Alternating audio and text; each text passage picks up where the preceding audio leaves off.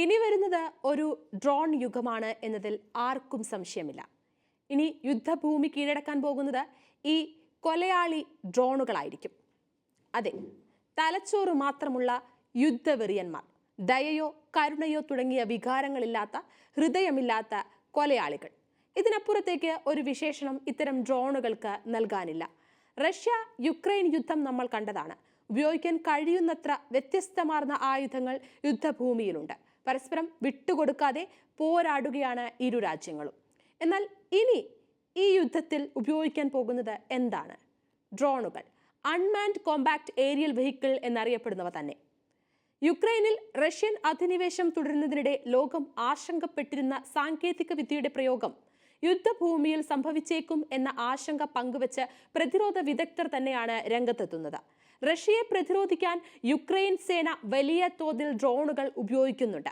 നിലവിൽ മനുഷ്യൻ നിയന്ത്രിക്കുന്ന ഡ്രോണുകളാണെങ്കിൽ വൈകാതെ ശത്രുക്കളെ തിരിച്ചറിഞ്ഞ് ആക്രമിക്കാൻ ശേഷിയുള്ള പൂർണ്ണമായും കമ്പ്യൂട്ടറുകളെ ആശ്രയിക്കുന്ന കൊലയാളി ഡ്രോണുകൾ യുദ്ധത്തിന് ഇറങ്ങുമെന്നതാണ് ആശങ്ക. അങ്ങനെ സംഭവിച്ചാൽ അത് ലോകം ഇന്നുവരെ കണ്ടിട്ടില്ലാത്ത പുതിയൊരു യുദ്ധത്തിനായിരിക്കും സാക്ഷ്യം വഹിക്കുക. റഷ്യ യുക്രൈൻ യുദ്ധം നീളും തോറും ഇത്തരം കടുത്ത പ്രയോഗങ്ങൾക്കുള്ള സാധ്യതകൾ കൂടാനും സാധ്യതയുണ്ട്. നിർമ്മിത ബുദ്ധിയുടെ സഹായത്തിൽ സ്വയം തീരുമാനങ്ങൾ എടുക്കാൻ ശേഷിയുള്ള കൊലയാളി ഡ്രോണുകൾ യുദ്ധഭൂമിയിൽ അവതരിക്കുമോ എന്ന ആശങ്ക ഉയർന്നു കഴിഞ്ഞു. അങ്ങനെയാണെങ്കിൽ മെഷീൻ ഗൺ യുദ്ധങ്ങളിൽ വരുത്തിയ മാറ്റം പോലെ വലിയ സ്വാധീനം ചെലുത്താനിടയുള്ള പ്രതിരോധ സാങ്കേതിക വിദ്യയായി അത് മാറിയേക്കാം. ഇപ്പോൾ തന്നെ പകുതി സ്വയം നിയന്ത്രണമുള്ള ഡ്രോണുകൾ യുക്രൈനുണ്ട്. റഷ്യയും തങ്ങൾക്ക് നിർമ്മിത ബുദ്ധിയിൽ പ്രവർത്തിക്കുന്ന പ്രതിരോധ സംവിധാനങ്ങളുണ്ട് എന്ന് അവകാശപ്പെട്ടിട്ടുമുണ്ട്. റഷ്യയായാലും യുക്രൈൻ ആയാലും ഇത്തരം കൊലയാളി ഡ്രോണുകളെ യുദ്ധഭൂമിയിൽ അവതരിപ്പിക്കാനുള്ള സാധ്യത പൂർണ്ണമായും തള്ളിക്കളയാനാവില്ല. ഒഴിവാക്കാനാവാത്ത അടുത്ത പടിയാണ് മനുഷ്യ നിയന്ത്രണത്തിലില്ലാത്ത, സ്വയം തീരുമാനങ്ങളെടുക്കാൻ കഴിയുന്ന കൊലയാളി ഡ്രോണുകൾ എന്ന് യുക്രൈൻ ഡിജിറ്റൽ ട്രാൻസ്ഫോർമേഷൻ മന്ത്രി മിഖെയിലോ ഫെഡോറോവ് പറഞ്ഞിട്ടുണ്ട്.